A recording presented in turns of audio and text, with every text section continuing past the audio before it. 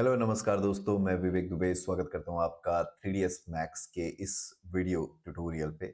और आज के इस वीडियो में मैं उन सभी लोगों को ये बताना चाहता हूं जो 3ds मैक्स सीखते हैं कि 3ds मैक्स का एक कंप्लीट वर्कफ्लो होता क्या है।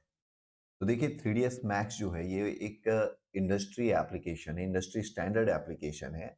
और इसके कंप्लीट वर्कफ्लो को जानना ज़रूरी है अगर आप इसे सीखना चाहते हैं तो 3ds मैक्स का जो यूज़ है, यानी जैसे मैंने आपको बताया कि 3ds मैक्स एक इंडस्ट्री स्टैंडर्ड एप्लीकेशन है, एक ऐसा सॉफ्टवेयर है जिसका यूज़ इंडस्ट्री करती है।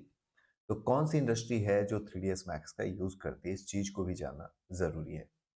तो इस बात में अगर हम आ जाएं और इस चीज़ को समझें, तो सबसे पहली जो इंडस्ट्री है वो है गेमिंग इंडस्ट्री।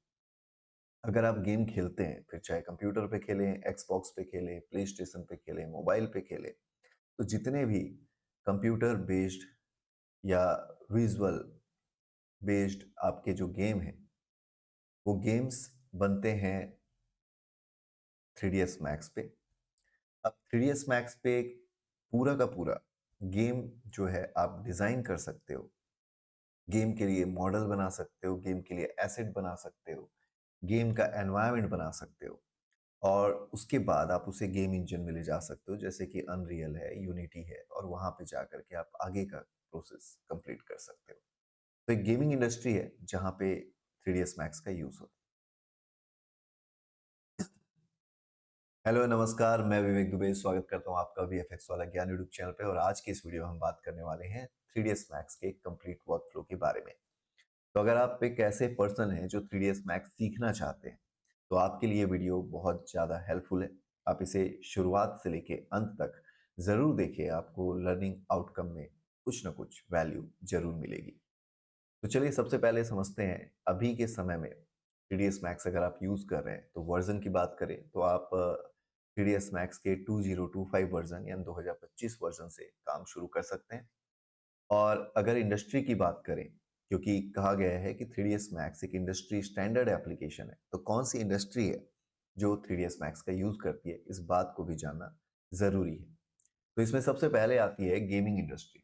तो अगर आप देखें तो एक गेम में आपको कुछ इस तरीके से कैरेक्टर देखने को मिलता है। ओके, तो ये जो कैरेक्टर्स हैं, इनका जो मॉडल है, टेक्सचर है, रिग है, एनिमेशन है, वो सारी चीजें आप 3ds मैक्स पे कर सकते हैं। इसके अलावा अगर आप देखें तो आपके गेम में आपको एफएक्स के एलिमेंट दिखते हैं, जैसे यहाँ पे आप देख सकते हैं मजल इफेक्ट है, गन से निकलता हुआ फायर। तो ये जो है, ये आप एफएक्स के थ्रू क्रिएट कर सकते हैं। इसके अलावा अगर आप देखें तो गेम में होता है एनवायरनमेंट, यानी गेम के आसपास का जो बैकग्राउंड आपको दिखाई देता है, जहाँ पे गेम आप खेलते हैं, एक्चुअल में जहाँ पे कैरेक्टर परफॉर्म करता है, उस एनवायरनमेंट को आप 3ds मैक्स पे क्रिएट कर सकते हैं।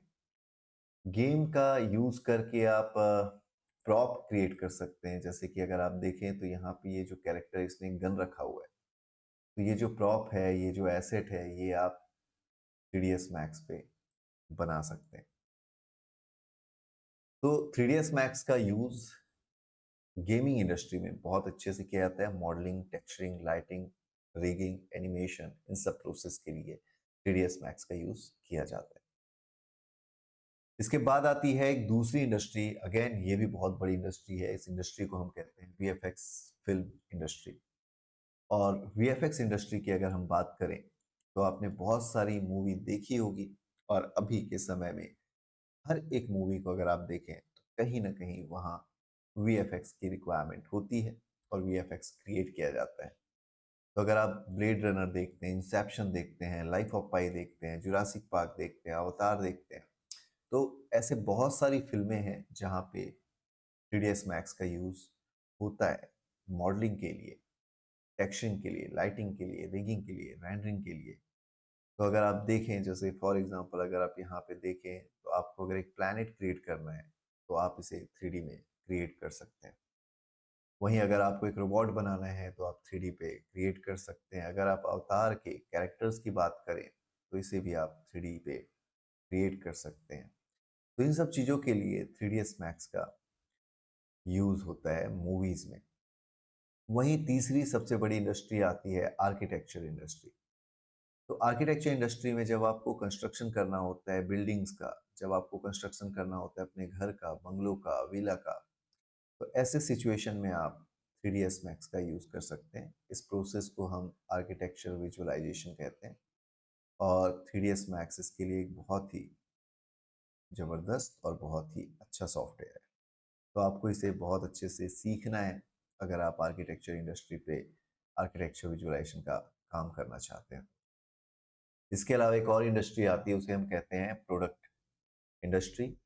यहाँ पे प्रोडक्ट मॉडलिंग से लेकर के, जैसे कि अगर आप देखें तो ये सारे जो प्रोडक्ट हैं, इनके डिजाइनिंग के लिए, इनके 3D मॉडल्स के लिए आप 3ds मैक्स का यूज करेंगे।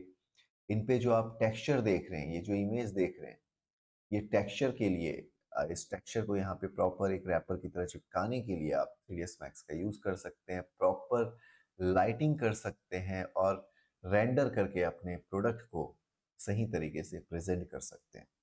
तो प्रोडक्ट इंडस्ट्री में भी 3ds मैक्स का बहुत ज़्यादा यूज है। इसी तरीके से और भी इंडस्ट्री है, जैसे एजुकेशन, मेडिकल, जहाँ पे 3ds मैक्स का यूज होता है।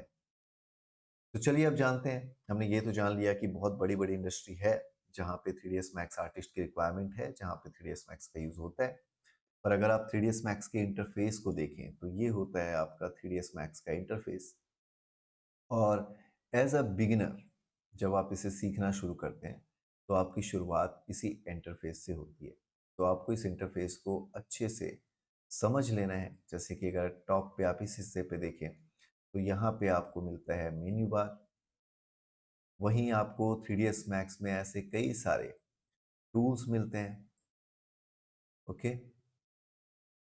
इसके अलावा आप ये जो हिस्सा देख रहे हैं, इसे हम 3ds मैक्स पे व्यू पोर्ट कहते हैं। यहाँ पे ये जो आप पैनल देख रहे हैं, इसको हम कहते हैं 3ds मैक्स पे कमांड पैनल। और ये जो हिस्सा आप देख रहे हैं, ये हिस्सा होता है 3ds मैक्स पे टाइमलाइन। ओके, तो अब आपका जो प्रोसेस होता है 3ds मैक्स सीखने का, तो इस वर्क फ्लो में सबसे पहला स्टेप आ जाता है इंटरफेस को एक्सप्लोर करना।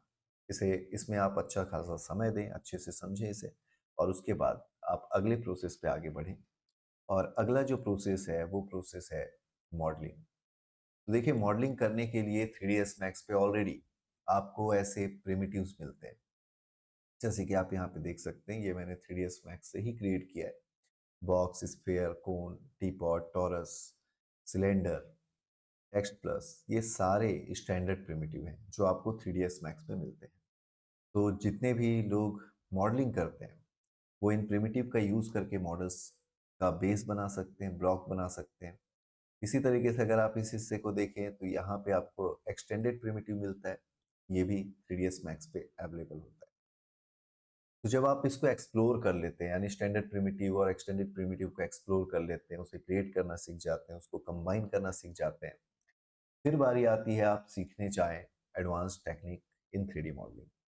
अब advance technique in 3D modelling कहने का मतलब है प्रिमिटिव के अलावा मॉडलिंग करने के और भी बहुत सारी टेक्निक्स हैं, जिसमें आ जाता है पॉलीगनल मॉडलिंग।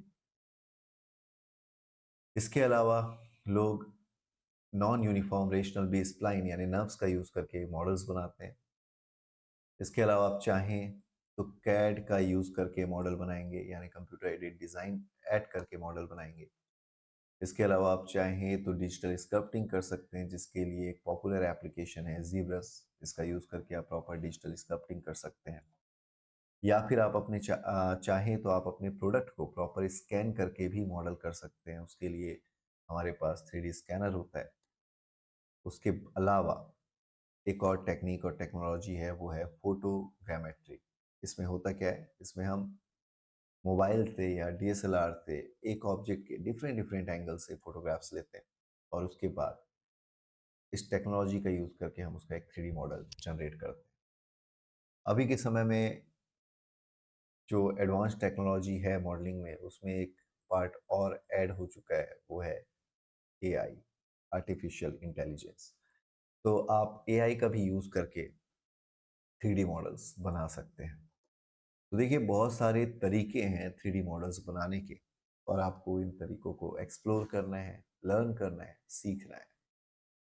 जब आप मॉडलिंग कंप्लीट कर लेते हैं, फिर बारी आती है अगले वर्कफ्लो की और उस वर्कफ्लो को हम कहते हैं टेक्सचरिंग। तो जब भी हम अपने मॉडल्स बनाते हैं, तो आपके मॉडल कुछ इस तरीके से आपको ग्रे शेड में दिखाई देते हैं।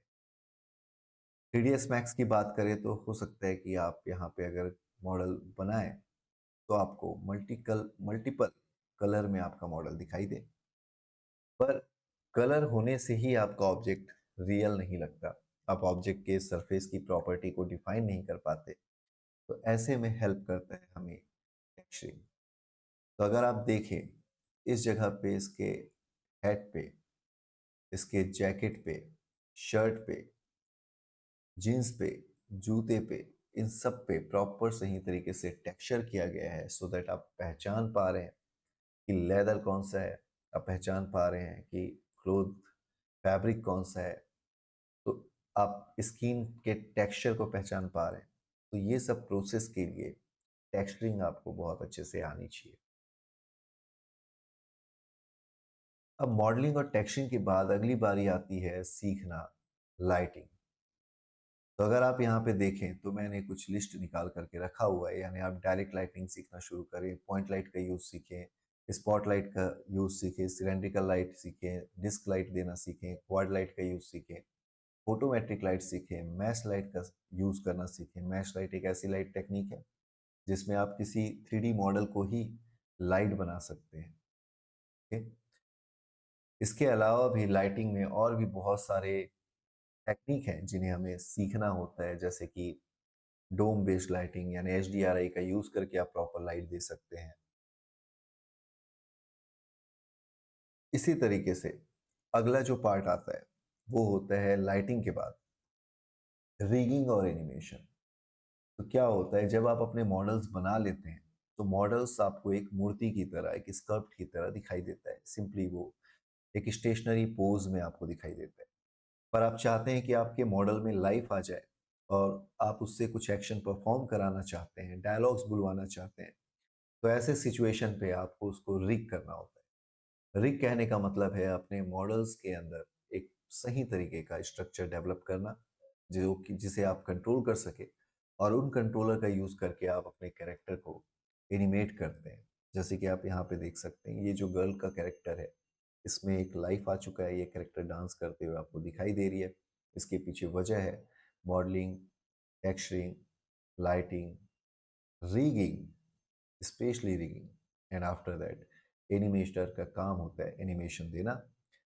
एनिमेटर जब एनिमेशन देता है तो उसके पास भी एक स्किल सेट होना चाहिए।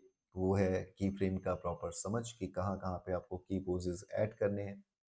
ग्राफ एडिटर पे प्रॉपर यूज, ग्राफ एडिटर का यूज करके आप एक स्मूथनेस लेकर के आ सकते हैं एनिमेशन में, टाइमिंग को सही तरीके से कंट्रोल कर सकते हैं, स्पीड को कंट्रोल कर सकते हैं अपने एनिमेशन के। इसके अलावा अगर आप देखें तो CGI फिल्मों में एनिमेशन का यूज़ तो होता ही है, गेम्स में भी एनिमेशन का यूज़ होता है। आप यहाँ पे देख सकते हैं इस तरीके से एनिमेशन का यूज़ किया जा रहा है गेमिंग के लिए। और जब एनिमेटर एनिमेशन करता है तो वो कोशिश करता है कि जो 12 बेसिक एनिमेशन प्रिंसिपल्स हैं उनको सही तरीके से अप्लाई किया जाए, सो दैट आपके कैरेक्टर पे, आपके एनिमेशन पे एक प्रॉपर फीलिंग आ पाएगी। जब आप एनिमेशन पे वर्क करना सीख जाते हैं तब आप इस 3ds मैक्स के वर्क फ्लो में आगे बढ़ सकते हैं और एक्सप्लोर कर सकते हैं, सीख सकते हैं रेंडरिंग। तो रेंडरिंग एक प्रोसेस है जिसके थ्रू हम अपने सॉफ्टवेयर से एक आउटपुट जनरेट करते हैं। फिर वो आउटपुट इमेज के फॉर्मेट में हो सकता है, वो आउटपुट वीडियो के फॉर्मेट में हो सकता है। आप AR और VR टेक्नोलॉजी को इम्प्लीमेंट कर सकते हैं अपने रेंडरिंग में। तो रेंडरिंग के लिए वैसे 3ds मैक्स की अगर बात की जाए तो आपको स्कैन लाइन रेंडरर मिलता है। रेंडरिंग के लिए आपको 3ds मैक्स पे अर्नोल्ड रेंडरर मिलता है। इसके अलावा आप चाहें तो थर्ड पार्टी प्लगइन्स जैसे कि वी-रे, कोरोना, इनका भी आप 3ds मैक्स के साथ यूज कर सकते हैं। तो ये थे कंप्लीट वर्क फ्लो, जिसमें हमने सबसे पहले ये जाना कि gaming industry, film industry, product modelling या प्रोडक्ट इंडस्ट्री, एजुकेशन में, हॉस्पिटल में, तो इस तरीके से अलग-अलग इंडस्ट्री में 3ds मैक्स का बहुत ज़्यादा यूज़ है। इसके अलावा हमने ये जाना कि 3ds मैक्स पे काम करने का जो वर्क फ्लो है वो क्या हो रहा है। आपको सबसे पहले इंटरफ़ेस एक्सप्लोर कर लेना है, फिर आपको मॉडलिंग सीखना है। मॉडलिंग के भी डिफरेंट डिफरेंट टाइप्स हैं, उनको आप एक्सप्लोर करें। फिर टेक्सचरिंग पे आ जाएँ, फिर लाइटिंग पे आ जाएँ, फिर रिगिंग और एनिमेशन पे आ जाएँ। फिर प्रॉपर सही तरीके से रेंडरिंग सीखें। तो अगर आप ये सारी चीज़ें सीख जाते हैं, देन आप इंडस्ट्री में जाने के लिए तैयार हो जाते हैं और अपना एक सही तरीके से अपना करियर जो है इस सॉफ्टवेयर के साथ इस्टेब्लिश कर सकते हैं। तो अगर आप चाहते हैं 3ds मैक्स को सीखना, तो आप चाहें तो अ, मेरा ऑनलाइन बैच ज्वाइन कर सकते हैं। उसके लिए मैंने लिंक दे करके रखा हुआ है, ग्रुप लिंक दे करके रखा हुआ है व्हाट्सएप का। आप वहाँ से मुझसे कनेक्ट हो सकते हैं।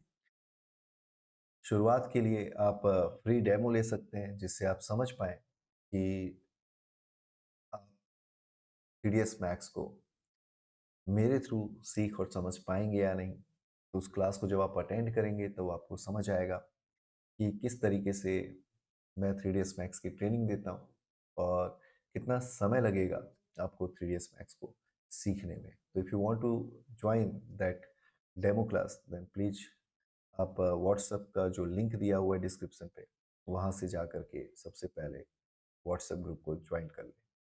तो आज के लिए इस वीडियो पे बस इतना ही। मैं आपसे मिलूँगा अगले वीडियो में, तब तक के लिए लेते रहें वीएफएक्स वाला ज्ञान। और जाते हुए इतना ये कहना चाहता हूँ कि अगर आपने इस वीडियो को पूरा देखा है, तो वीडियो को लाइक कर दें। अपने दोस्तों के साथ ज़रूर शेयर करें, जिन्हें 3ds मैक्स सीखना है और जिनका इंटरेस्ट इस फील्ड में है और वो इसी फील्ड में अपने आप को आगे बढ़ते हुए देखना चाहते हैं। तो मिलते हैं अगले वीडियो में। धन्यवाद।